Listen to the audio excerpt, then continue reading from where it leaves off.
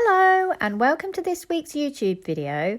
Today I'm going to show you this sloth painting with an emphasis on the importance of experimentation in your art.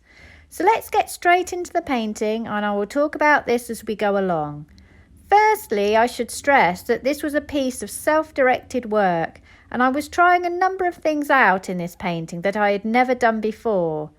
I approached this painting with this mindset and wasn't really concerned about the success or failure of the piece.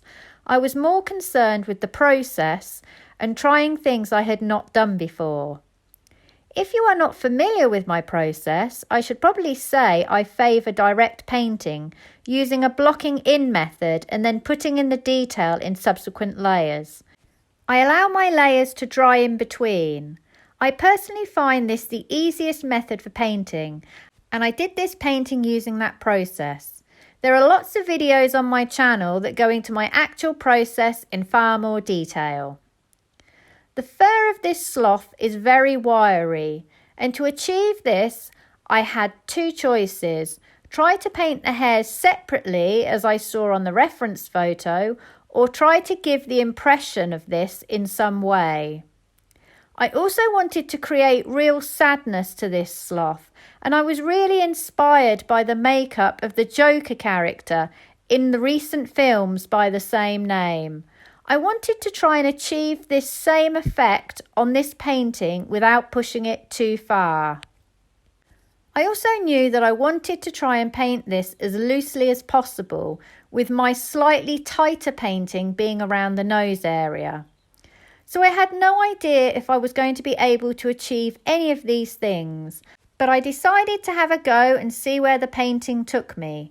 I didn't mind at all if it was not a successful piece, and I was quite happy to take risks on it with the intention of reusing the canvas if it was a disaster.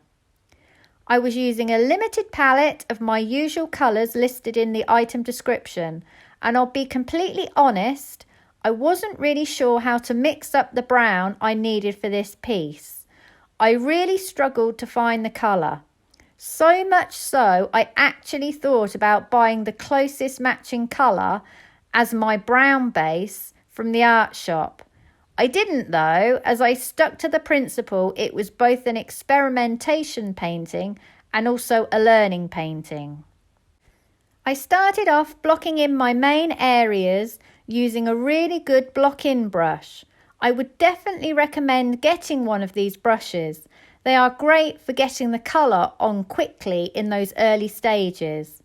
This one is by Rosemary & Co. It's quite expensive, but it's nice to use.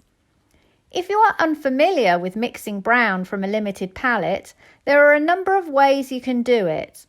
From my experience of this painting and the struggles I had with colour mixing, I actually went on to make the video How to Mix Brown in Oils from a Limited Palette, which is available on my channel.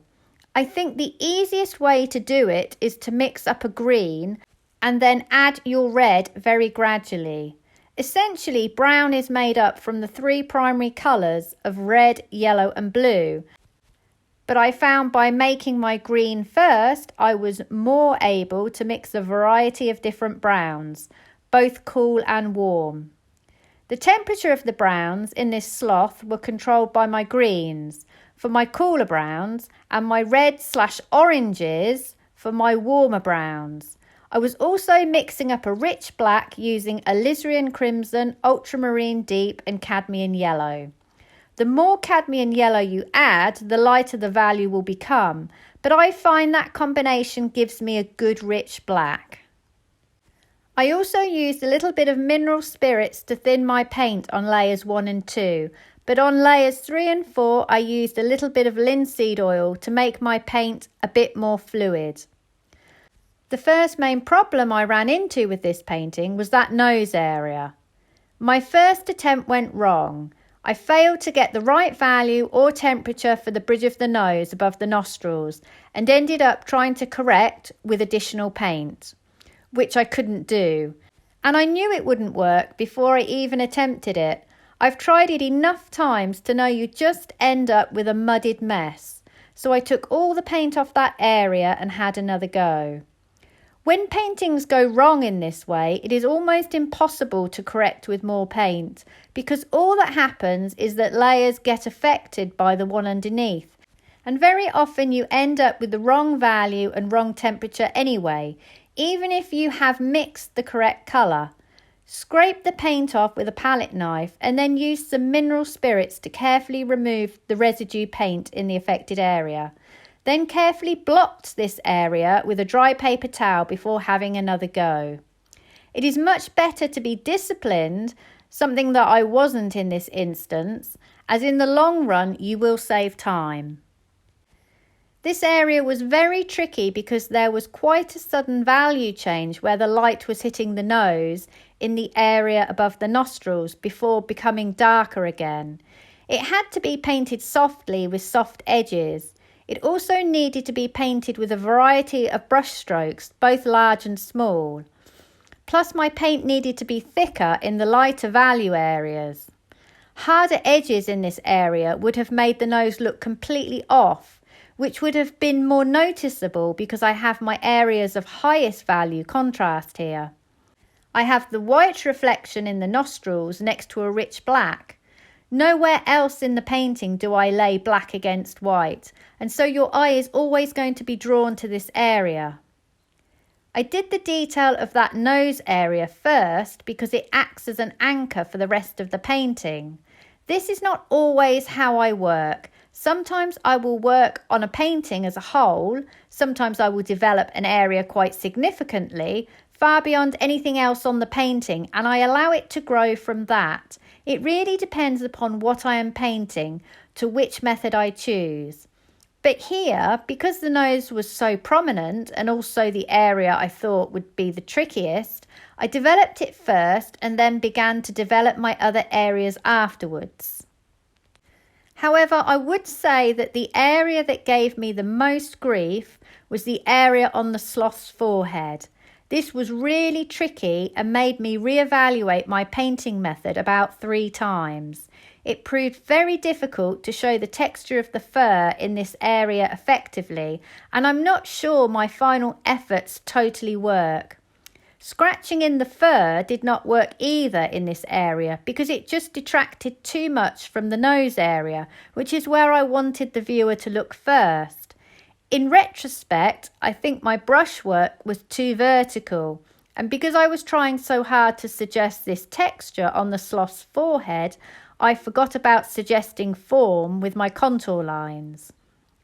Because I was trying so hard to stay loose and expressive with this piece, I was finding that I was losing the painting very quickly, very easily.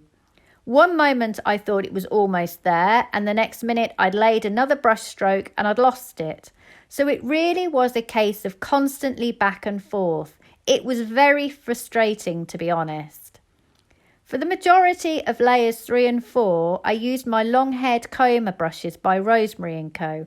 If you paint lots of animals, these brushes are really great in the latter stages of a painting. They allow you to drag paint easily without taking too much of the bottom layers off. I have a variety of sizes which I use from very thin to fat. They give a very soft effect. For the sloth's arm that his face is leaning on, I was able to scratch into the paint with the end of my paintbrush to give the wiry effect I wanted. It's very strange that it seemed to work in the area underneath the nose, but not above the nose. So I would say that just because something does not work in one area of a painting does not mean it will not work in another area of a painting. It is best to try and stand back and view the painting from afar. By putting some distance between yourself and the canvas, you'll soon see if it is working or not. If you are unable to put distance between yourself and the canvas, then take a photo of it on your phone and view it on a small screen. This will give you the same effect as standing back. I still haven't figured out why it didn't work on his forehead, but it did on his arm. There will be a reason, to do with the combinations of value, edges, temperature and colour all working subtly together. The addition of the scratching on the forehead will have thrown out the balance in some way that it didn't in the arm.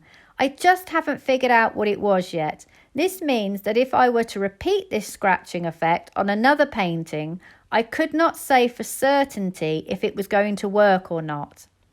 I said at the beginning of this video that I had been inspired to create a bit of a Joker type effect on the sloth's eyes.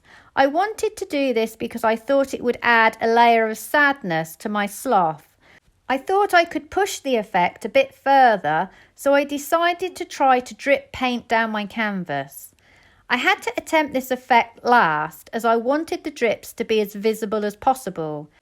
Had I done this midway through, I probably would have ended up painting over the effect as the painting developed. I mixed up a rich black and added linseed oil and mineral spirits to it, so it was a fluid-like consistency. I then used a pipette and squirted it onto my canvas. I had never done this before, so had no idea if it was going to work. I dabbed some of the excess off with a paper towel, but it did leave me with some lovely black watermarks down the canvas, and I think I will definitely try this again in some of my other paintings, but I will play around with the consistency of the fluid. I could have added more paint to it. And this is pretty much it. I wanted to show you the process behind this painting because so often on social media you don't see the experimental paintings, and they are so important for developing as an artist. Doing paintings that are purely for experimentation will help us learn about our materials and tools. From this painting, I gained a much better knowledge of how to mix brown. I learned 2 new skills for mark making, one more successful than the other, and I reminded myself about the importance of contouring with my brushwork. I hope you have enjoyed today's video and are inspired to do some experimentation in your own paintings. Please like and subscribe if you can, and check out my website sarahhallidayart.com, where you will see examples of my work and also details of online classes that I run. Thank you for watching and see you for the next one.